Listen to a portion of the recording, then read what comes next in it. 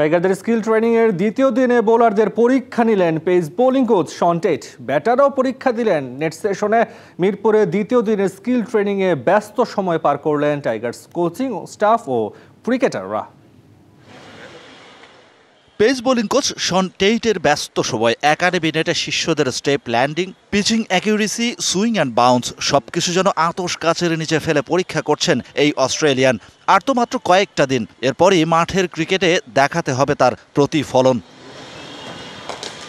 Net থেকে বের হয়ে এসে ফিল সিমন্সের কাছ থেকে টিপস নিচ্ছেন ওপেনার পারভেজ ইমন। ফিটনেস ট্রেনিং এর পর ব্যাট হাতে দুর্বার সৌম্য সরকার।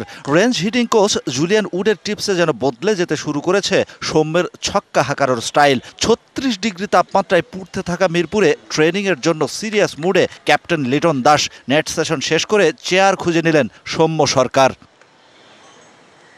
বোলিং ক্লাসের স্টুডেন্টরা যেন আরও সিরিয়াস। তাসকিন থেকে নাহিদ রানা পার্টনারশিপ বোলিং মন্ত্রের দীক্ষা নিচ্ছেন পেস বোলিং বস টেইটের কাছ থেকে। পেস বোলিং অলরাউন্ডার সাইফুদ্দিনের সাথে আলাদা করে কথাও বলতে দেখা গেল কোচকে। নির্দিষ্ট সময়ের ব্যবধান মেনে নেটে কামান দাগাতে দেখা গেল শরীফুল ইসলামকে।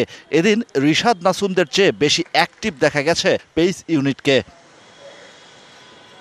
হঠাৎ নেট থেকে বের হয়ে আসলেন তানজিদ তামিম।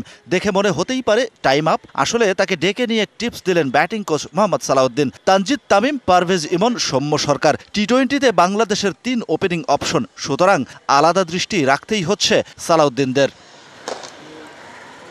হিসাব মতো মিরপুরে আরও 2 দিন স্কিল ট্রেনিং করবে টাইগার ব্রিগেড। এরপর বাকি ট্রেনিং হবে সিলেটে। নেদারল্যান্ডসের বিপক্ষে সিরিজের আগ পর্যন্ত চলবে অনুশীলন।